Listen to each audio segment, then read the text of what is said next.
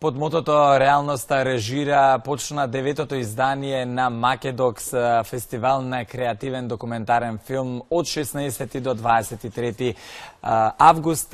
На оваа тема разговарам со дел од организацијата од овој фестивал. Добро утро и велам на Магда Ориѓанска.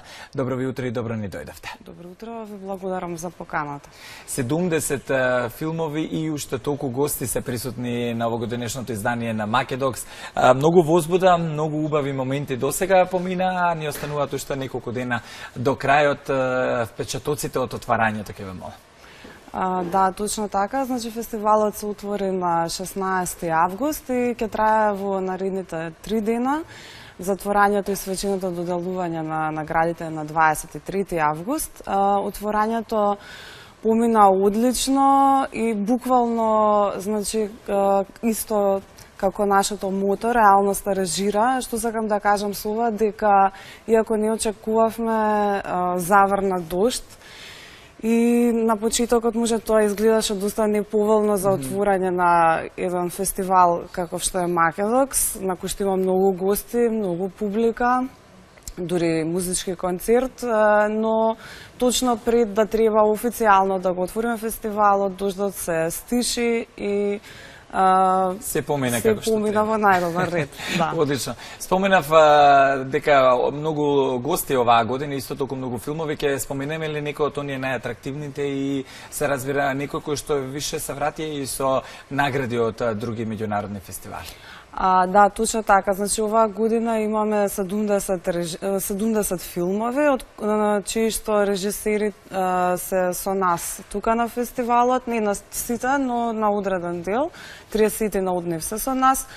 Двајца познати документаристи, тоа се Војцек и Пирио Хонкасало, од Чешка и од Финска, држат работилници веќе оваа недела на Македокс, а исто така вчера имавме премиера на овогодинишниот победник на фестивалот ИТВА во Амстердам. Тоа е еден од најголемите фестивали во Европа за документаристика. Тоа беше филмот Другата страна на се.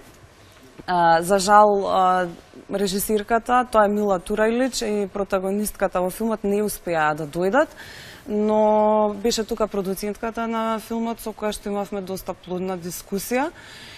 И во принцип секој од овие режисери кој што е присутен со нас има навистина многу што да каже и публиката мислам дека го чувствува тоа, бидејќи се посетени ни се дискусиите по филмовите. Ајде малку да ги прокоментираме фотографиите кои што ни ги донесовте, што е ова што го гледаме? Да, значи овие фотографии се од отворањето на нашата посебна програма, тоа е Земја во фокус. Овој пат таа земја е Полска и не случајно избравме Полска, бидејќи во моментов е една од водичките европски земји во однос на документарните филмови. Само во 2017 година се снимани околу 40 документарци полски. И затоа сметавме дека е многу важно и македонските гледачи да добијат увид во тоа. И она што го видовме пред малку со црвената пегличка, тоа е всушност перформансот со кој што се отвори програмата оваа година. Одлично. Одлично. Има многу публика, тоа знам и ме радува искрено, но тука се разбира и наградите за оние кои што ќе бидат најдобри. Интересните награди по кои што сте познати, Кромит, Млад Кромит и Сечкан Кромит, ни објасните за што станува збор. Да, значи имињата на наградите прво се изведени од нашиот символ на фестивалот, тоа е кромидот, кој што означува повеќеслојност.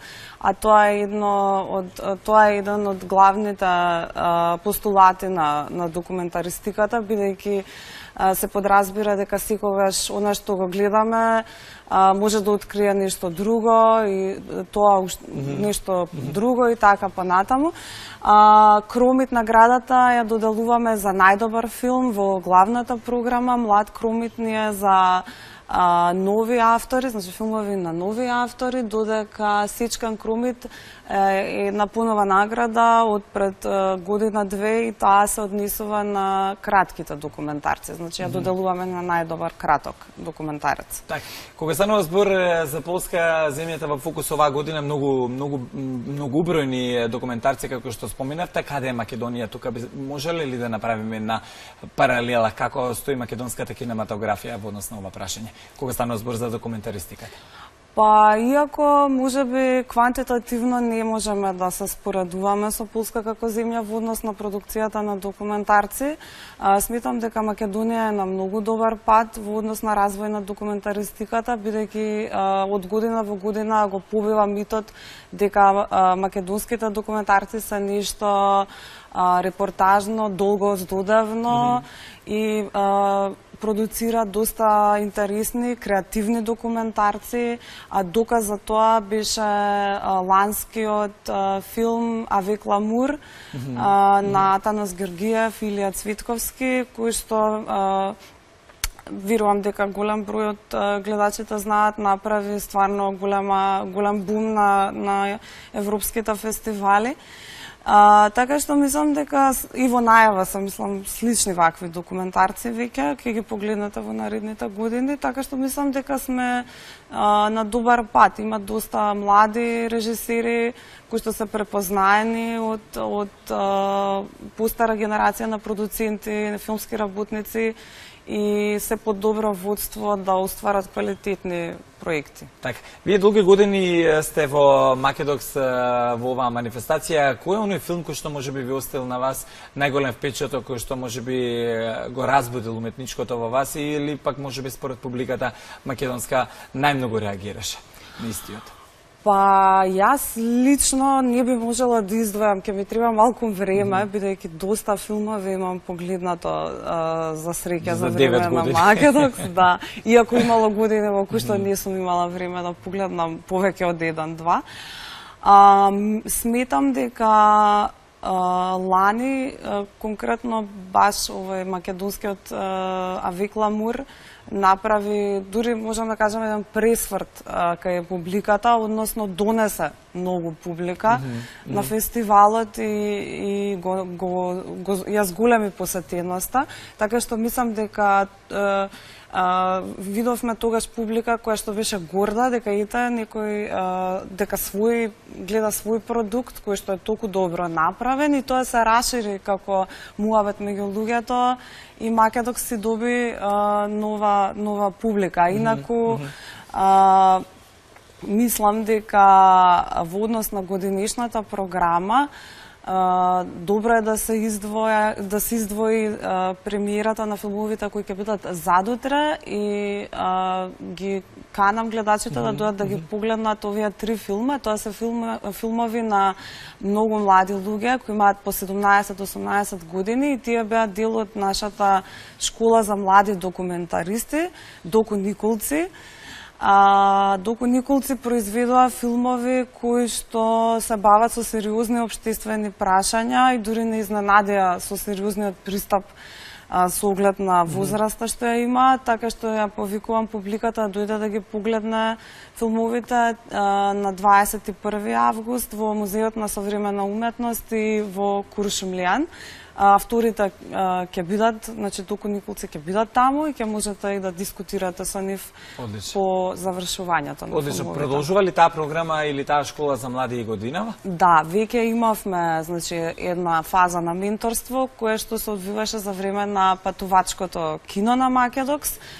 За гледачите што не знаат, патувачкото кино е проект на Македокс за децентрализација на културата и се одвива секој јули низ различни региони во Македонија и се посетуваат рурални области и села кои што сметаме дека одамна немале квалитетна културна програма и одиме таму, прикажуваме филмови, еден така малку по-номадски пристап, кој што ја доближува документаристиката и големото платно дури во места каде што тоа е на некој начин незамисливо. Така.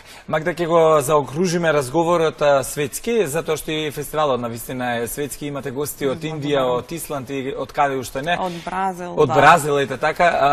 Како беше тешко да се дојде до ова ниво и колку беше тешко да се дојде до ова ниво каде што е денес Македокс 9 години поред, буквално цел свет од документаристи во Скопје во Македонија? Па не би рекла, не би кажала дали беше тешко или лесно, мислам дека не може да се дефинира, но дефинитивно беше голем предизвик и се уште е и ќе биде. Значи се додека фестивалот постои, а јас верувам дека ќе постои понатаму, постојано ќе се бара надградување на она што фестивалот го нуди.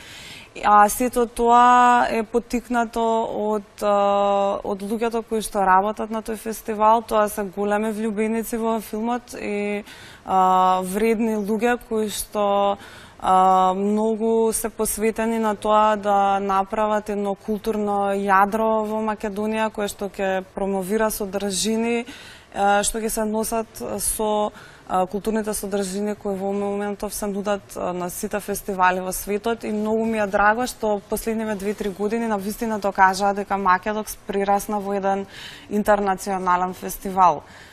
Тоа дури нас не ни беше очигледно од прва. Помина некое време, па знаете, се свестивме дека на вистина ова прирасна во нешто многу големо, иако се почна со мали чекори.